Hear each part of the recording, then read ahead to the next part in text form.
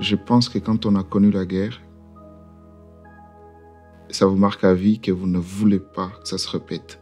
En tout cas, vous avez une obligation morale de faire tout pour que ça n'arrive plus jamais. Je ne connais aucune guerre, en tout cas maintenant avec du recul, qui n'est pas liée à l'accès aux ressources. L'écologie, justement, propose des alternatives à ces genres de ressources qui créent la guerre.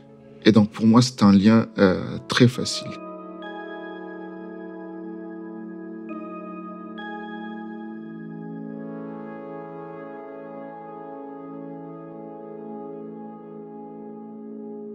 À 24 ans, David Maenda Kitoko a déjà vécu plusieurs vies. La guerre, l'exil, l'intégration, puis la guerre, l'exil à nouveau, l'intégration, puis l'expatriation et l'intégration toujours. David vit en France et a le statut de réfugié politique. Un statut qui le protège et qui signifie aussi qu'il ne peut pas retourner en République démocratique du Congo, où il est né et où il a grandi. Aujourd'hui, c'est une autre guerre qui le mobilise. Je crois qu'on peut la qualifier de cette façon, parce qu'elle fait de nombreuses victimes et qu'elle mobilise de plus en plus de résistants. Je parle de la guerre contre le réchauffement climatique, la destruction des ressources naturelles, pour la préservation des écosystèmes et la survie des populations. C'est une lutte pour la justice aussi, parce que les premières victimes du changement climatique sont les populations les plus vulnérables. Je suis Clémence Bodoc. Bienvenue dans Alors ils l'ont fait, récit de jeunes qui ne savaient pas que c'était impossible, le podcast de l'Agence française de développement qui part à la rencontre des jeunes et de leurs engagements. Génération Lumière, c'est le nom de l'association écologiste que David a créée pendant ses études. C'est à travers elle qu'il s'engage au quotidien et que depuis Lyon, il fait le pont entre la France et le Congo sur le front de l'écologie.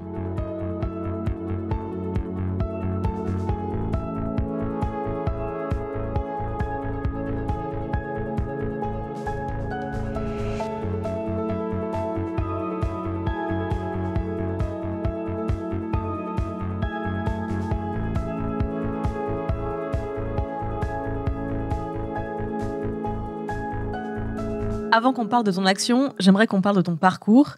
Tu es né au Congo. Quels souvenirs gardes-tu de ton enfance là-bas ? Je suis né à la frontière du Burundi et de la RDC, dans une ville qui s'appelle Uvira. Je suis littéralement né à la frontière parce que mes parents fuyaient la guerre. Les souvenirs que je garde, que j'ai encore, c'est assez mélangé entre des souvenirs de bonheur aux côtés du lac Tanganyika où on allait chercher des petits cailloux, où on étalait du poisson pour que les poissons sèchent. Comme ça, on pourrait les manger pendant plusieurs mois. Et aussi des bruits de balles, des bruits de sang dans la rivière Molongwe, d'odeur de sang, des fuites, des bombes derrière nous et la peur perpétuelle de traverser une frontière quand on n'avait pas l'autorisation d'en traverser une.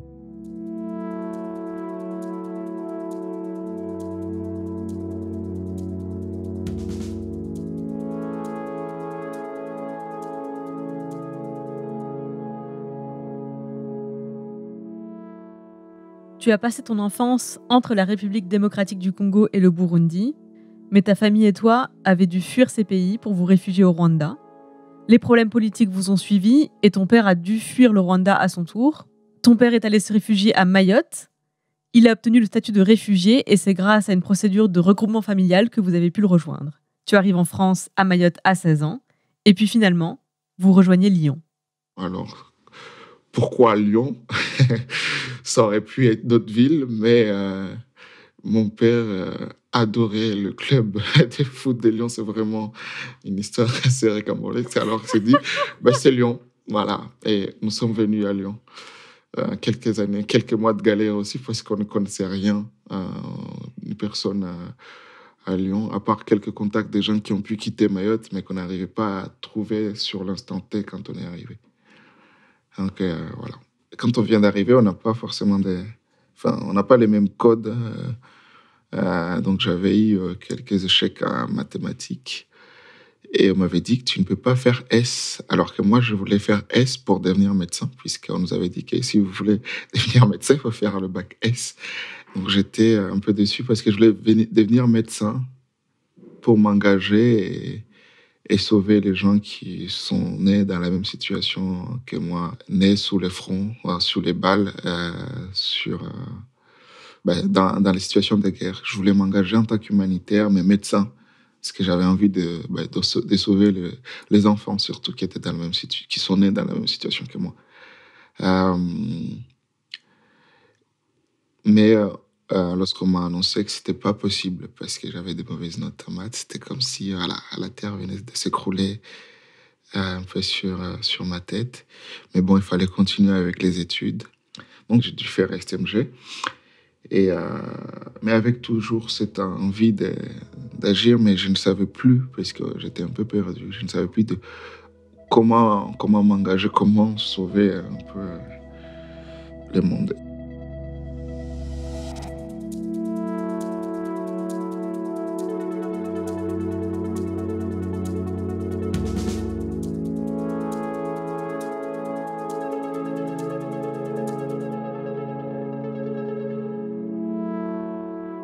Je me suis toujours posé la question de pourquoi est-ce que je suis obligé de changer de territoire, d'amis, tout le temps.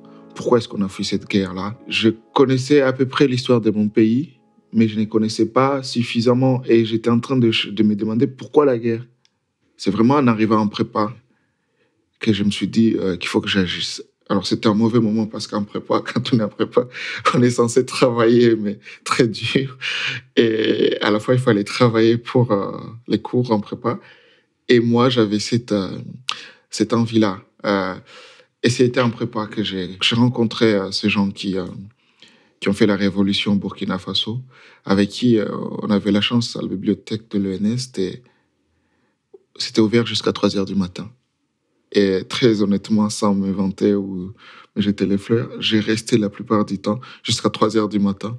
On travaillait peut-être 1 heure et les autres temps, c'était des débats, des discussions sur l'état des pays africains, la révolution, Burkina Faso, Thomas Sankara, Patrice Lumumba, tous ces grands noms qui ont fait changer les choses. Et, euh, et, euh, et je m'étais dit qu'il fallait du coup que j'agisse.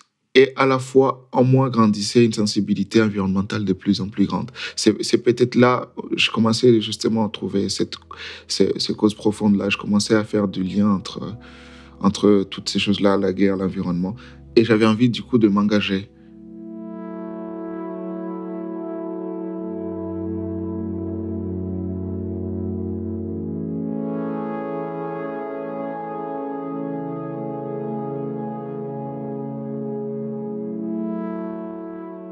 Tu crées l'association Génération Lumière.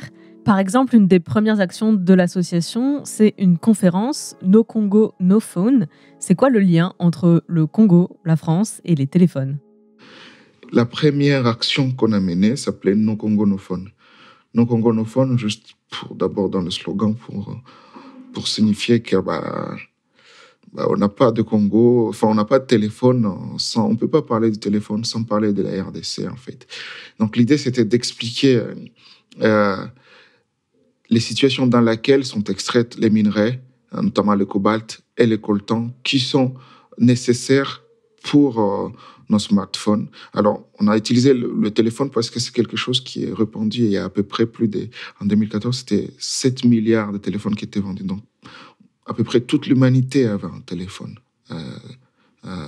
dans sa poche. Et toute l'humanité avait une trace de la RDC dans sa poche.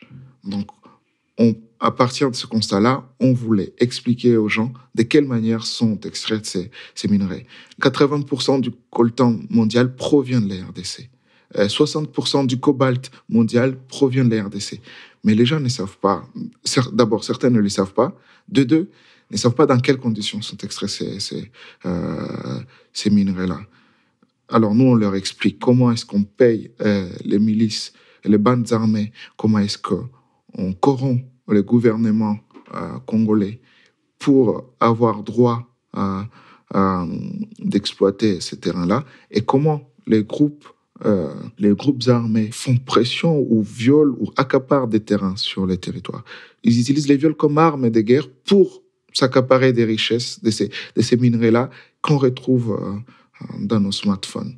Donc ça, dans la conférence, on essaie d'expliquer aux gens, sans les faire culpabiliser, mais leur dire que on vous rend coupable de ces crimes-là. On nous rend tous coupables de ces crimes-là. Et qu'il faut peut-être commencer à imaginer comment faire autrement, parce que ça ne peut plus continuer comme ça. Le Congo est devenu ce qu'on appelle la capitale du viol, c'est-à-dire que par semaine, c'est plus de 10 000 femmes qui étaient violées au Congo à ce moment-là. On a des terrains qui sont saccagés, des territoires complètement saccagés, où on ne peut plus rien y planter parce qu'on déverse des produits chimiques qui se retrouvent dans des poissons que les gens vont manger. On compterait à peu près plus de 4 millions de personnes à l'exil, au déracinement de leur territoire. J'en suis la preuve vivante, je ne suis pas les seuls, nous sommes nombreux à être là. Donc, dans la conférence, nos congonophones, on expose ces situations-là. Puis on leur dit, peut-être que vous n'êtes pas touchés parce que c'est devenu normal d'être touché par ce qui se passe juste à côté de soi, mais pas par ce qui se passe à des milliers de kilomètres. Mais sachez qu'au Congo, il y a le deuxième poumon de la planète, qui est la forêt du Congo, qui est là-bas. Et celle-là, elle est mise en danger par l'exploitation de ces minerais-là.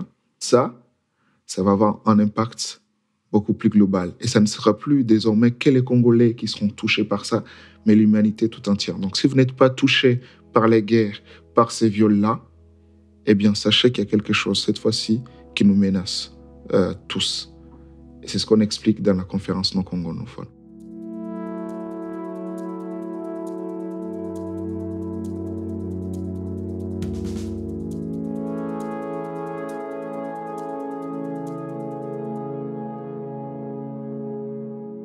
L'association Génération Lumière agit donc en France et au Congo, un pays dans lequel tu ne peux plus retourner. Est-ce que tu peux décrire les actions de Génération Lumière au Congo ? Alors, au Congo, on fait d'abord de la sensibilisation au sein des écoles. C'est nos membres qui vont le faire parce qu'ils vont faire dans les anciennes écoles secondaires. Parce que c'est plus facile du coup d'y accéder quand on voit un grand frère ou quelqu'un. Les professeurs sont très heureux de voir les gens qu'ils ont enseignés revenir pour transmettre quelque chose à leurs petites sœurs et petits frères. Et donc, ils nous laissent l'opportunité de pouvoir parler des questions de changement climatique. Et c'est comme ça qu'on les aborde. Et on forme du coup, au sein des écoles, ce qu'on appelle des clubs environnement. Ces clubs environnement sont très importants parce que ça nous permet ainsi de rentrer dans les maisons des habitants d'Ouvira par les billets de leurs enfants, justement, qui sont à l'école. On a commencé donc dans cette ville Ouvira par planter les arbres. On a planté plus de 25 000 arbres. Pourquoi ? Parce que c'est une ville qui connaît des inondations d'une façon très régulière. Certains essaient d'y trouver des explications mystiques. Nous ne sommes pas spécialistes dans ça, mais nous avons détecté que c'est peut-être là aussi les effets du changement climatique. Et comme certains d'entre nous n'ont pas de capacités scientifiques, on a discuté avec des agronomes sur place qui nous avaient tout à fait expliqué comment les saisons sèches s'allongeaient, comment, voilà, tous les pourquoi du comment. Et on est arrivé à la solution, peut-être qu'on peut planter les arbres. Mais du coup, pas juste nous arriver et planter de manière industrielle, mais d'abord sensibiliser et faire comprendre aux gens qu'il est nécessaire de le faire.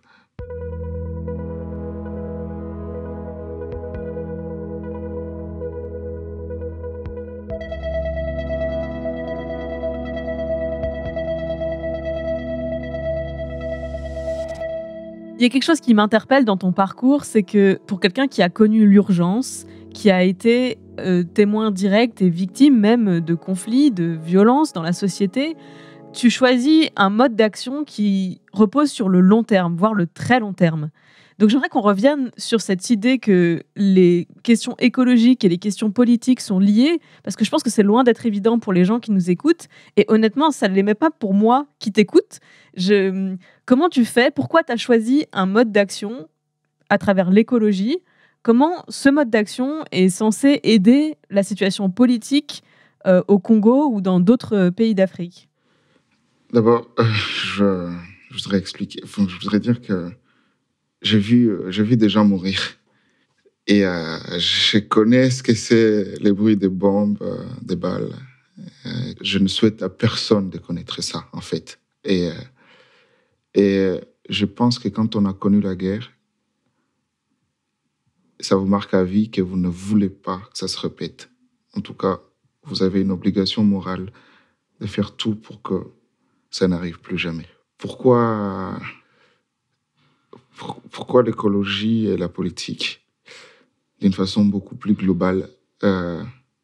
D'abord parce que je ne connais aucune guerre, en tout cas maintenant avec du recul, qui n'est pas liée à l'accès aux ressources. L'écologie, justement, propose des alternatives à ces genres de ressources qui créent la guerre. Et donc, pour moi, c'est un lien très facile. Et je dirais même, dans certaines régions, l'écologie est vecteur de paix aussi par, ça peut paraître calculateur, opportuniste, mais par stratégie. Lorsqu'on va planter les arbres avec le 8 mars 2018, on a planté plus de 11 000 arbres le jour des droits des femmes au Congo. On a eu des mamans et des filles qui sont venues. C'est le jour où on va dire que dans une société aussi patriarcale que le Congo, on a réussi à mettre ensemble les mamans, les filles, les papas, tout le monde sur une même tâche sans distinction de tel rôle est assigné à telle personne. Imaginez si aujourd'hui on arrive à faire combiner ça, faire planter les arbres entre les jeunes Rwandais et les jeunes Congolais parce qu'il y a de la rancune liée justement à la guerre qui a été créée. Eh bien, je pense que c'est déjà un pas vers la construction de la paix.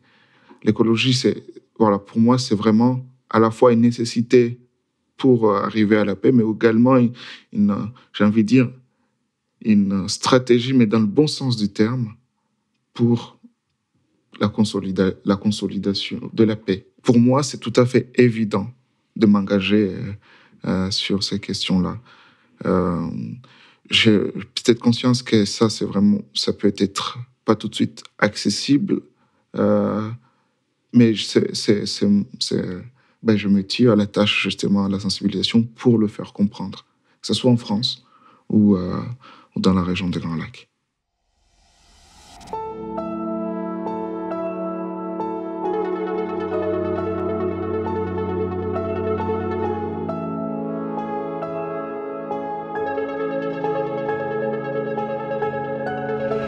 Si tu avais un message à faire passer à un ou une jeune qui nous écoute et qui se sent dépassée par l'immensité de la tâche à accomplir pour pouvoir réussir à changer ce monde, qu'est-ce que tu lui dirais?